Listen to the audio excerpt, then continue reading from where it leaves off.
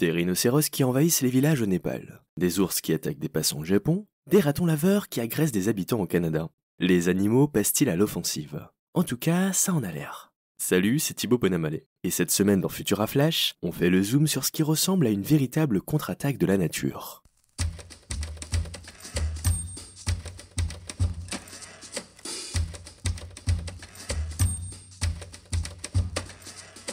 Les attaques d'animaux sauvages, c'est pas un truc nouveau. Dès que l'humain s'aventure un peu trop dans le territoire de la faune non apprivoisée, il n'est pas rare qu'il en ressorte un peu secoué.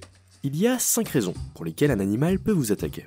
La peur, la nourriture, le territoire, la colère ou simplement pour protéger ses petits.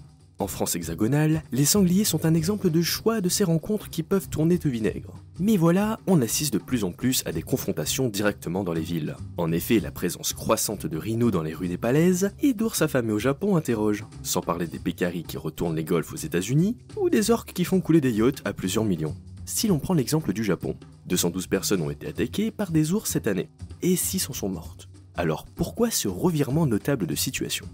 Eh bien, le réchauffement climatique y est pour beaucoup.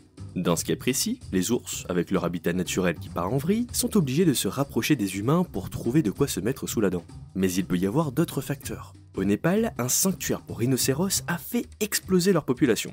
Résultat, ça déborde jusque dans les villes. Beaucoup pointent du doigt le même phénomène à la Réunion avec les requins, dont le nombre d'individus a décuplé grâce à la présence de réserves naturelles. Alors faut-il arrêter de sauver les animaux? Non, évidemment que non. Mais au lieu de toujours empiéter sur leur territoire ou de leur laisser de minuscules zones dans lesquelles évoluer, on devrait peut-être apprendre à mieux vivre avec eux, histoire de pas se prendre des attaques surprises en plein centre-ville. Et vous, qu'en pensez-vous? Comment devrait-on remédier à cette situation? Exprimez-vous dans les commentaires. Et on se retrouve l'année prochaine pour un nouvel épisode de Futura Flash.